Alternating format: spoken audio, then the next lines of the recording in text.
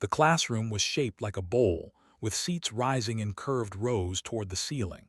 Students from a dozen different worlds sat together, their bodies as different as the planets they came from. Some had scales, others had fur. A few glowed softly in the dim light. This was the Galactic Integration Academy, where young aliens came to learn about each other and prepare for careers in a universe filled with strange neighbors. Professor stood at the center of the room. She was an species with 4 arms and large compound eyes that reflected the light from her display screen. Her voice clicked and buzzed as she spoke, though the translation devices in everyone's ears made her words clear. "Today we continue our study of human physiology," she announced. "Specifically, we will examine the human pain response." Dawson shifted in her seat near the middle of the room. She was one of only 3 humans at the academy this year, and she was already used to being stared at during these lectures. Her brown hair was pulled back in a simple ponytail, and she wore the standard gray uniform that all students shared. At 22 years old, she had come to the academy after working as an athletic trainer back on Earth. She wanted to learn about alien medicine and bring that knowledge home. Professor touched a control, and the large screen behind her came to life. A video began playing. It showed a human man walking through a kitchen. He bumped his toe against a table leg and immediately grabbed his foot, hopping around while his face twisted in agony. He shouted words that the translation system politely refused to convert. The classroom erupted in laughter. Another video played. A human woman got a small cut on her finger from a piece of paper. She gasped and stuck her finger in her mouth, her eyes watering. Then another clip showed a human touching a hot pan and jerking his hand back with a scream. A student sitting 2 rows below laughed the loudest. His scales were deep green, and his yellow eyes gleamed with amusement. Were known for their regenerative abilities. If lost a finger, he could grow it back within a week. His species had very few pain receptors because pain served little purpose for creatures that could heal from almost anything. "This is what the galaxy fears," called out. "These creatures who cry over a bumped toe." More laughter followed. Even Professor allowed herself a clicking sound that might have been amusement. Sat near the window, her crystalline body catching the light and breaking it into soft rainbows. She was a species that perceived the world through light and energy rather than physical sensation. When felt pain, it appeared to them as a disruption in their colors, a darkness spreading through their glow. She watched the videos with curiosity rather than mockery. "Professor," said, her voice like wind chimes, "why do humans react so strongly to such minor damage? The injuries in these recordings would not affect most species at all." Professor nodded with approval at the question.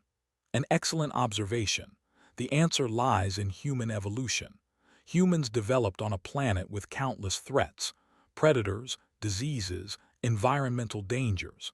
They evolved the highest density of pain receptors among all known spacefaring species. They feel everything more intensely than almost any other creature in the galaxy." "A design flaw," said. "They feel too much, so they are crippled by sensations that others would ignore."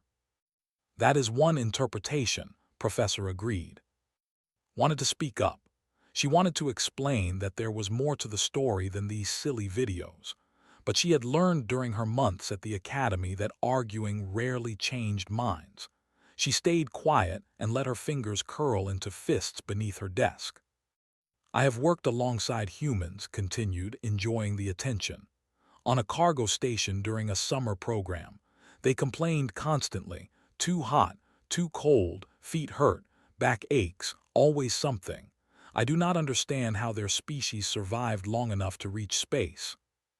Several students made sounds of agreement. A student named Small and covered in soft golden fur raised a tiny paw. "I heard that humans need to sleep for a third of each day cycle. Is that true? Because they get too tired." "Also true," Professor confirmed.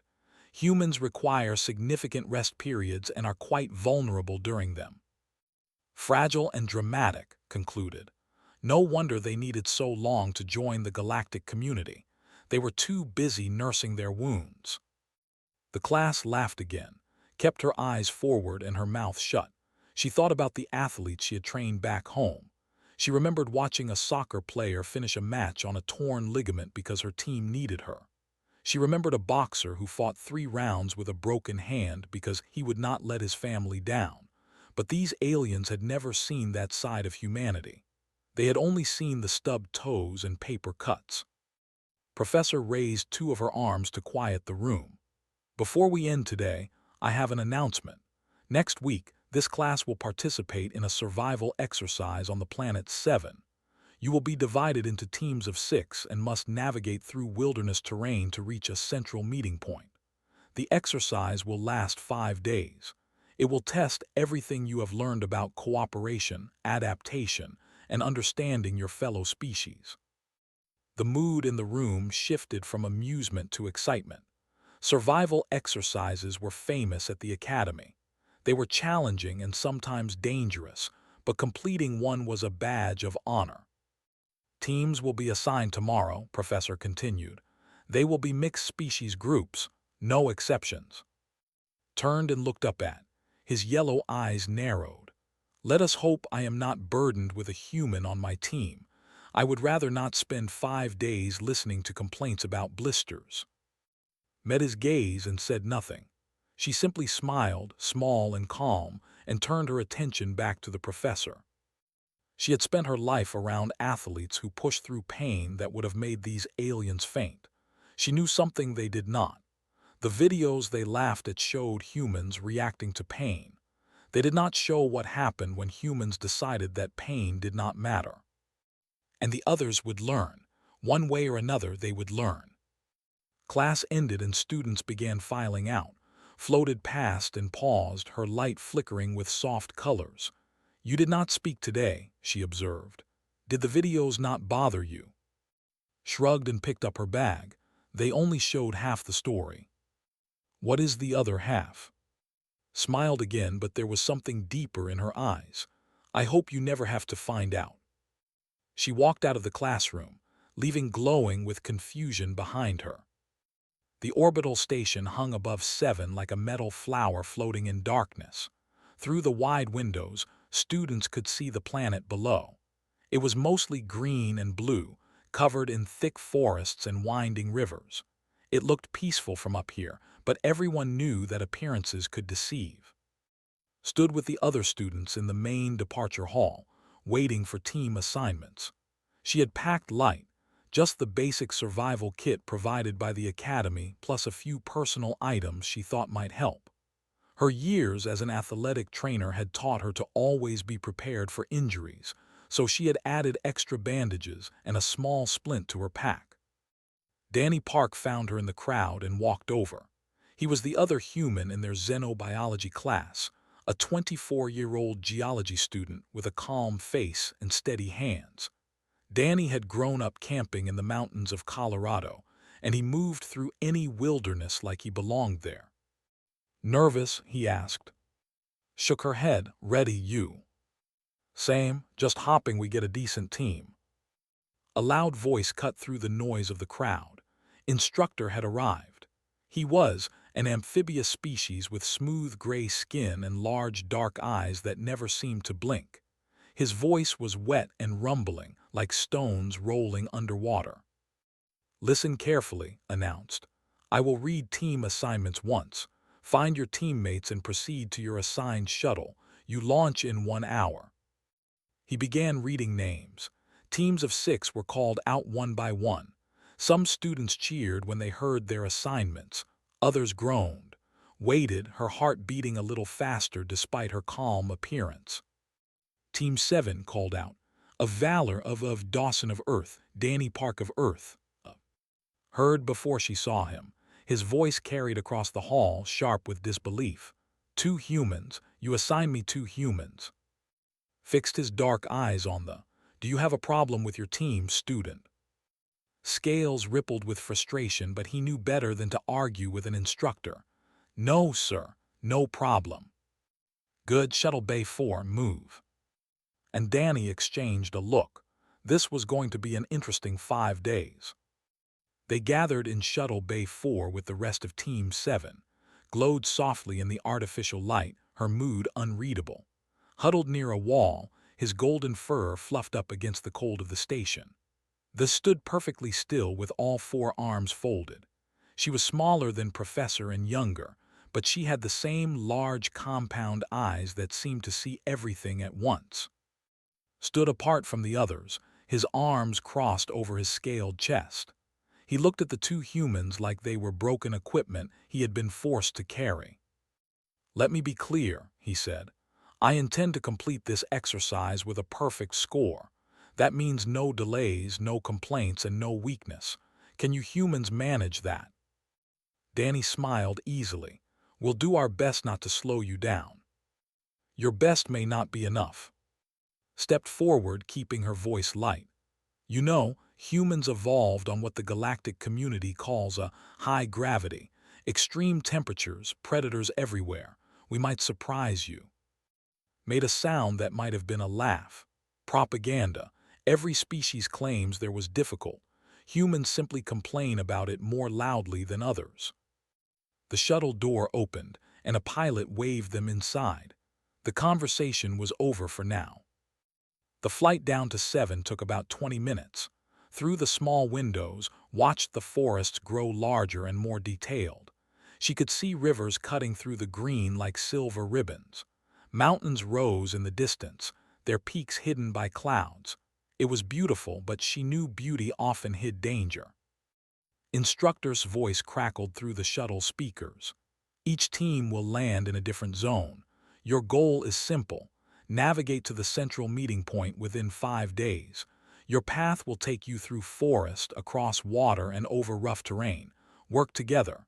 Use your different abilities. Learn from each other. That is the purpose of this exercise." The shuttle touched down in a clearing surrounded by tall trees with silver bark. The air that rushed in when the door opened was warm and smelled like flowers and something else, something wild. Team 7 stepped out onto the soft ground. The shuttle lifted off immediately, leaving them alone. Pulled out a small device and studied it. The meeting point is approximately 80 kilometers northeast. The terrain between here and there includes dense forest, a river gorge, and a ridge of hills. If we maintain a steady pace, we can arrive in 4 days and have time to rest before the deadline. "Then let us begin," said. He started walking toward the tree line without looking back. The others followed, fell into step beside Danny with scurrying along nearby. His small legs had to work twice as hard to keep up, but he did not complain. "Are you all right?" asked him. Looked up at her with large dark eyes. "I am not built for long distances. Our burrowers, we prefer tunnels to open ground. Let me know if you need a break." "Thank you, Dawson." They walked for hours. The forest was dense but not impassable and proved to be an excellent navigator. Floated along without leaving footprints, her light shifting through colors that had learned to read as curious and alert. Led from the front, his longer legs setting a pace that pushed everyone. By evening, they had covered nearly 20 kilometers.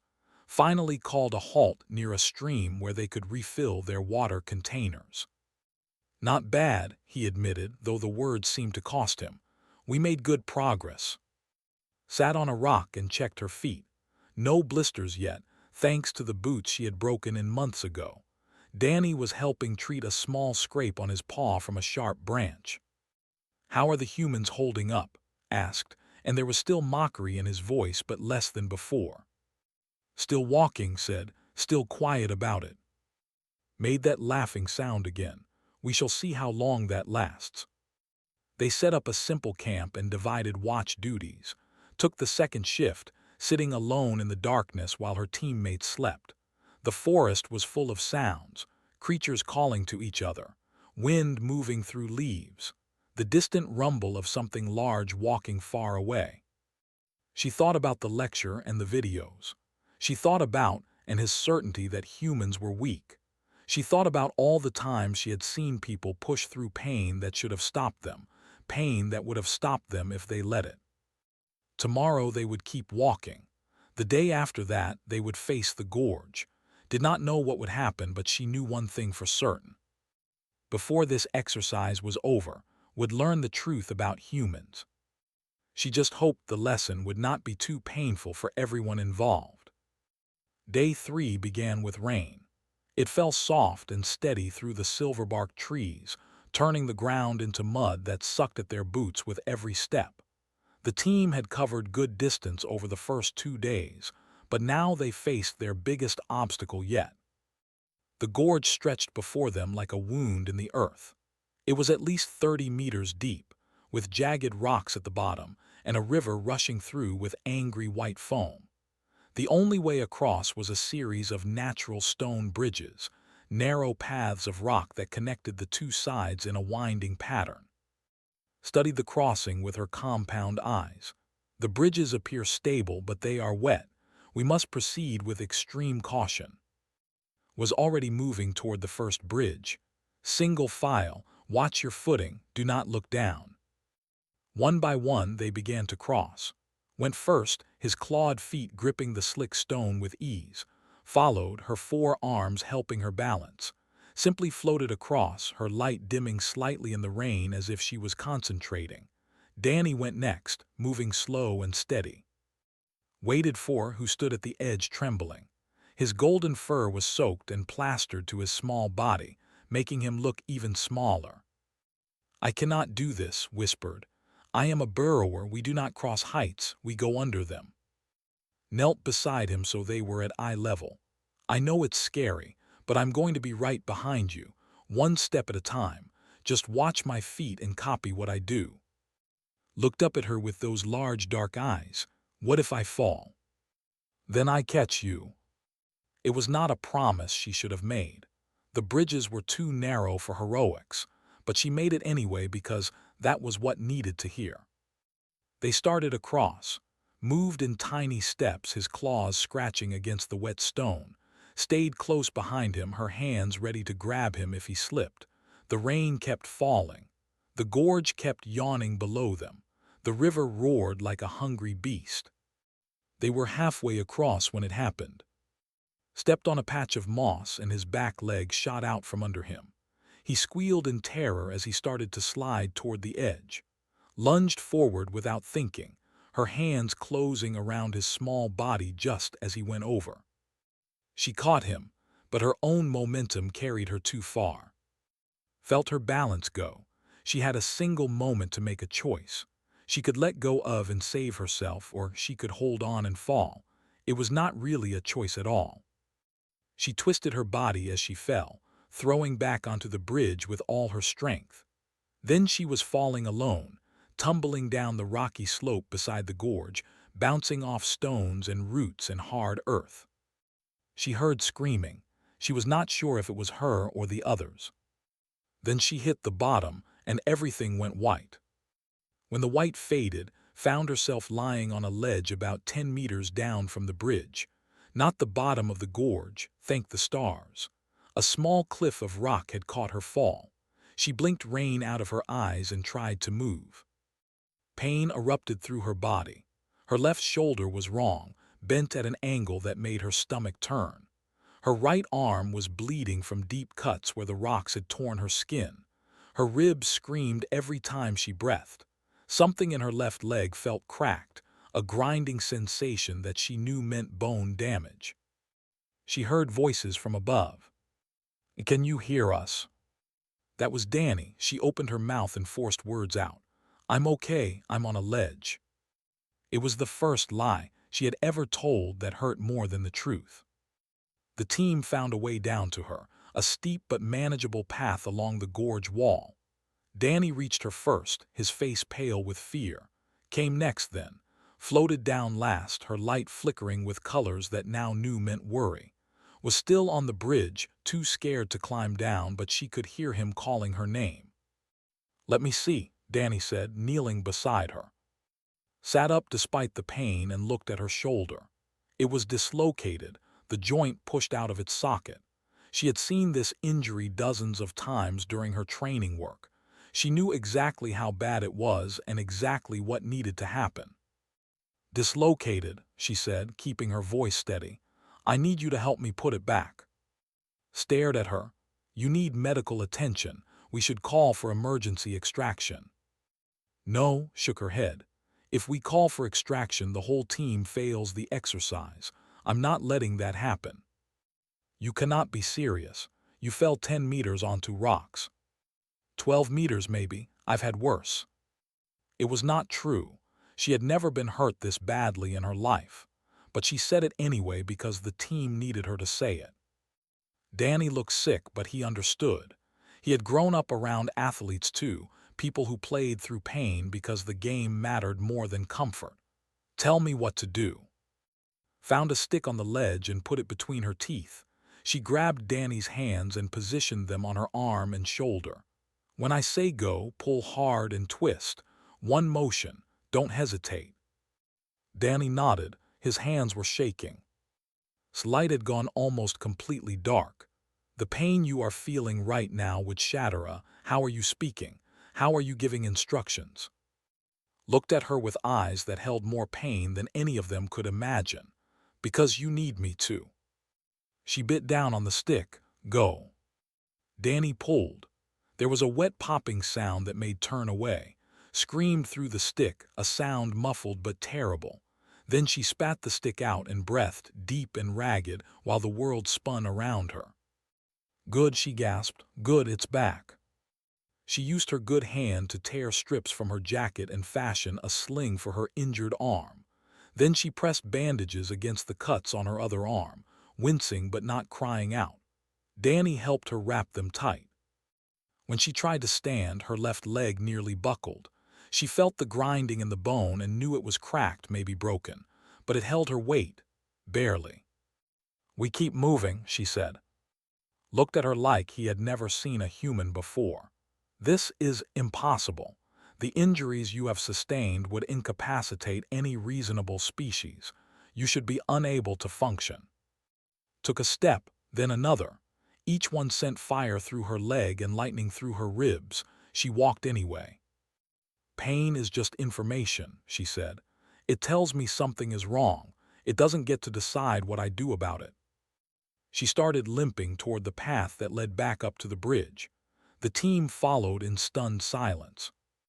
Was waiting at the top, tears streaming down his furry face. You saved me. You fell because you saved me. Reached out with her good hand and ruffled his wet fur. Then let's make sure it was worth it. We've got a meeting point to reach. She kept walking, one step at a time, one breath at a time. The pain was extraordinary. The pain was everything, but was alive and the team was together and that mattered more. That would always matter more. The rain stopped by afternoon, but the clouds stayed heavy and gray above the forest. Team 7 moved slower now, adjusting their pace to accommodate. She had told them not to slow down for her. They did anyway. Walked at the front as always, but he kept looking back. Every few minutes, his yellow eyes would find, still limping along with her arm in a sling, still breathing through what must have been agony. He did not understand what he was seeing. In the lecture, humans had screamed over stubbed toes. They had wept over paper cuts. The videos had shown creatures ruled by their pain, slaves to every small sensation. This human had fallen 12 meters onto rocks. She had dislocated her shoulder and put it back herself. She was walking on a damaged leg that any doctor would have immobilized immediately. And she was not screaming. She was not weeping. She was just walking. Floated beside, her crystalline form pulsing with troubled colors. She could perceive things that the others could not, and what she perceived from the human woman filled her with a strange kind of fear. Said softly, "May I ask you something?" "Of course." "When I look at you, I see pain. Perceive pain as a disruption in energy, a darkness that spreads through living things. What I see coming from you right now would leave any member of my species completely unable to function. We would simply stop, paralyzed by the darkness until it passed or until we died." Kept walking. Her face was pale and there was sweat on her forehead despite the cool air. "What's your question?" How are you doing this? For a long moment did not answer. She focused on putting one foot in front of the other, on breathing in and out, on the simple mechanics of forward motion. Then she spoke. Humans feel everything, she said. Professor was right about that. We have more pain receptors than almost any species. When we hurt, we really hurt. Those videos in class, those were honest reactions. When a human stubs their toe, it genuinely feels terrible for a few seconds. But this is not a stubbed toe. No, this is much worse, almost smiled. But here's the thing about humans. We evolved on a planet where everything was trying to kill us. We did not have regeneration we did not have the ability to shut down we had to keep going no matter how much it hurt because stopping meant death. Danny had moved closer to listen. He picked up where left off, giving her a chance to catch her breath. On Earth, humans have run entire races on broken legs, he said. They have performed surgery on themselves in the wilderness when there was no other choice. They have walked for days through deserts with injuries that should have killed them. Not because they don't feel the pain. They feel every bit of it, but they learn to put it somewhere else, to lock it in a box in their minds and deal with it later. His compound eyes focused on Danny with intense interest. This is a voluntary process. Humans can choose to ignore pain. Not ignore, said. We still feel it, we just don't let it control us. When something really matters, when other people are counting on us, we can flip a switch and keep going. The pain is still there, screaming at us every second. We just scream back. Had stopped walking. The others stopped too, and for a moment the forest was silent except for the drip of water from leaves.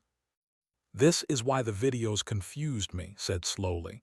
Humans react dramatically to small pains, but when the pain is severe, when the situation is serious, they become quiet, they become calm, they become dangerous. Nodded. Small pains catch us off guard. We react honestly. But when something real happens, we have 10,000 years of evolution telling us to shut up and survive. The team stood there, processing this information. Crept closer to and pressed his small body against her uninjured leg in a gesture that seemed like comfort, though suspected she was the one being comforted. We should keep moving, said finally. We can discuss human biology while we walk. They continued through the forest. The terrain grew rougher as they approached the hills that had mentioned on day one. Limp grew worse, but she did not slow down.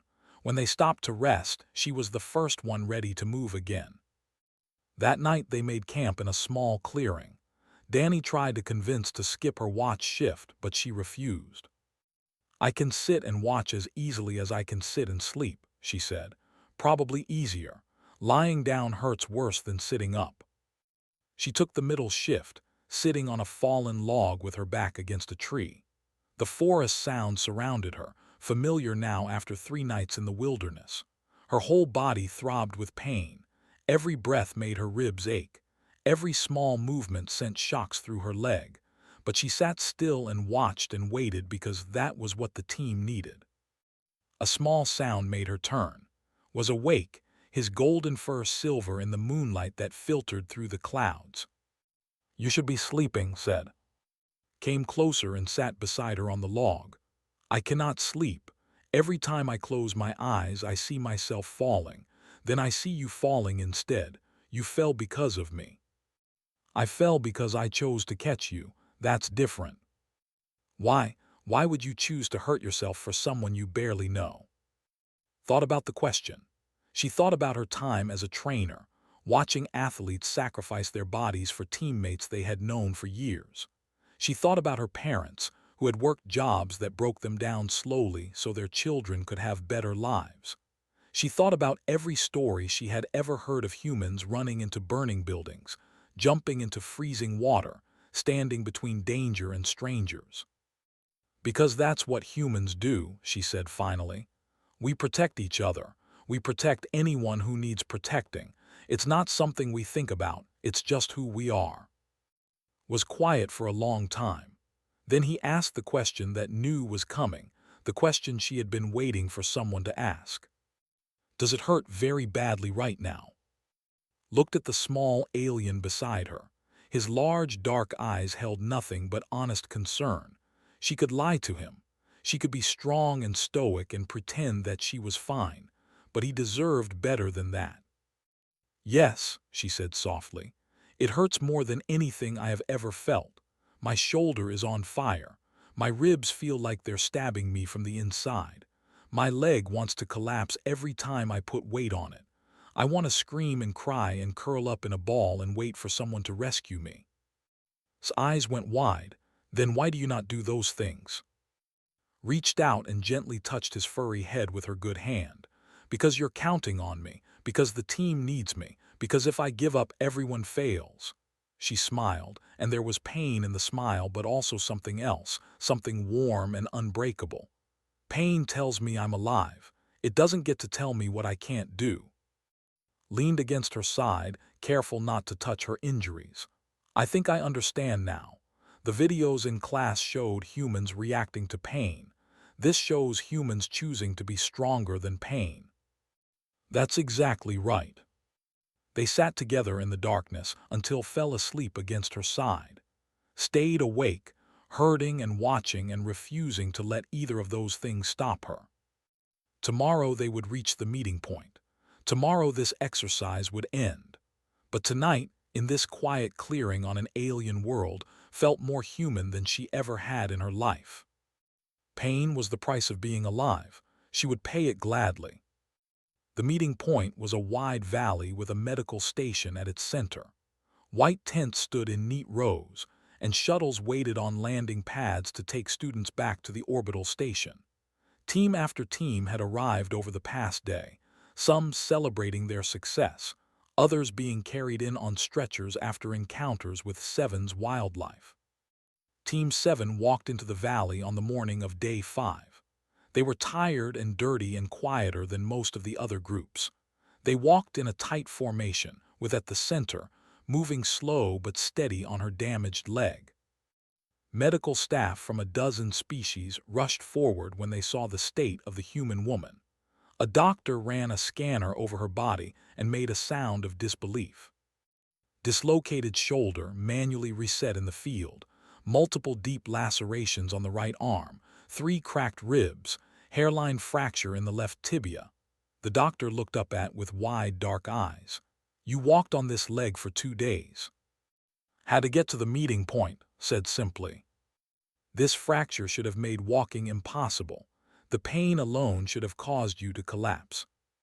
Danny stepped forward. That's what we kept telling her. The medical team brought a stretcher but waved them off. I walked this far. I can walk a few more meters to the medical tent. She did, slowly, painfully, but she did. And when she finally sat down on the medical bed and let the doctors take over, she allowed herself one small sound. A sigh of relief that held everything she had been holding back for 2 days.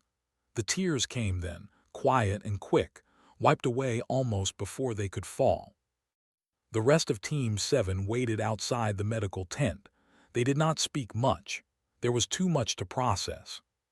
Paced back and forth, his scales rippling with colors that meant agitation. Finally, he stopped and looked at Danny. I need to understand something, he said. Your species screams at stubbed toes, but when fell 12 meters onto rocks and broke bones in 3 places, she got up and walked for 2 days without complaint. How do both of these things exist in the same species? Danny sat on a supply crate and thought about the question. Humans are complicated, he said. We feel everything intensely. Small pains catch us off guard because we are not expecting them. We react honestly in those moments. But the large pains. When something serious happens, we have time to think. We can see the situation clearly. And if other people need us, if there is something more important than our own comfort, we can choose to push through. The pain does not go away. We just decide that it matters less than the mission. Its light had been dim since the accident, but now it flickered with something like understanding. When I observed walking these past 2 days, I saw more pain radiating from her than I have ever seen from any living creature, enough to kill a 3 times over. And she smiled at me. She asked if I was comfortable. She made certain that was keeping up. Made a small sound from where he sat huddled against a tent pole. She saved my life and then apologized for worrying me. I do not think I will ever understand humans. Perhaps that is the point, said. Her compound eyes reflected the morning light. Professor taught us that humans have the highest density of pain receptors among spacefaring species. She presented this as a weakness, but it is not a weakness at all. It is the foundation of their strength. Turn to look at her, explain. Humans feel everything more than we do. Joy, sorrow, fear, love, pain.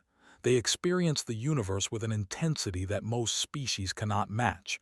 This should make them fragile. Instead, it makes them formidable, because they have learned to contain that intensity, to use it, to transform pain into purpose. The medical tent opened and emerged, her arm in a proper sling now, bandages fresh and clean, a slight limp still visible but supported by a lightweight brace. She looked tired but alive, and when she saw her team waiting for her, she smiled. Walked toward her. He stopped a meter away and stood very straight, his yellow eyes meeting her brown ones. I owe you an apology, he said. I called your species weak. I called you fragile and dramatic. I was wrong. Shook her head. You were not wrong about everything. Humans can be dramatic. We do complain about small things, but we have layers that are not easy to see. I see them now, bowed his head, a gesture of deep respect among. Your species frightens me, Dawson, and I do not frighten easily. 3 weeks later, stood at the front of a lecture hall. Professor had invited her to co-present a new lesson on human pain response. The same students who had laughed at the stubbed toe videos now sat in silence, watching a different kind of footage. The screen showed humans in hospitals, working through physical therapy with shattered limbs. It showed athletes competing with injuries that would sideline other species for months. It showed soldiers carrying wounded comrades through fire. It showed ordinary people running toward disasters while everyone else ran away. Humans feel pain as intensely as any species in the galaxy, said. We are not exaggerating when we react to small injuries. Those reactions are honest. Professor stepped forward. But we failed to show you the other side of human pain response. What happens when humans decide that something matters more than their own comfort? The footage changed. It showed its own fall from the bridge on 7, captured by its recorder drone. It showed her sitting up with her shoulder bent wrong, giving Danny calm instructions. It showed her walking for 2 days on a fractured leg. The classroom was completely silent. Raised his hand, nodded to him. I was there, he said, standing so the other students could see him. I mocked humans before this exercise. I believed they were the weakest species in the academy. He paused. I was a fool. Humans are not weak. They are the most terrifying species I have ever encountered, because they feel everything and they keep going anyway.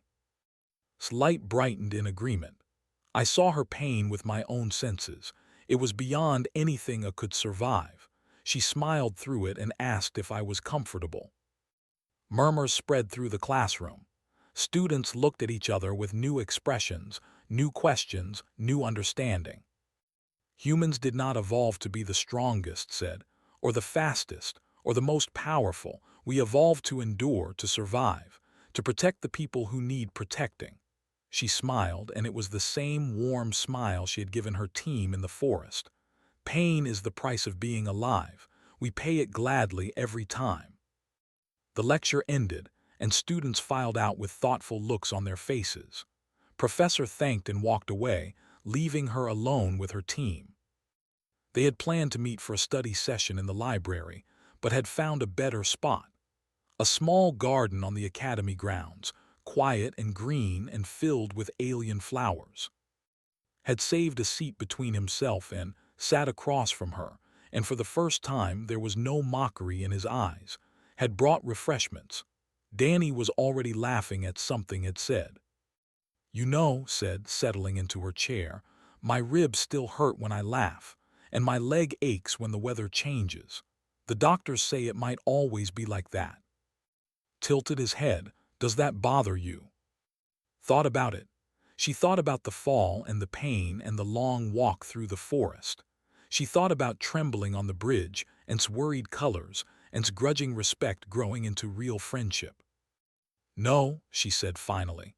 "It reminds me of what we went through together. It reminds me that I have people worth hurting for." She picked up her drink and raised it toward her teammates. "To Team 7, and to all the pains we survived." 5 glasses rose to meet hers. 5 voices answered. "To Team 7." The garden was warm and the flowers smelled sweet, and somewhere in the distance, shuttles carried new students toward new adventures. But for now, this moment was enough. Smiled, and for once, there was no pain in it at all.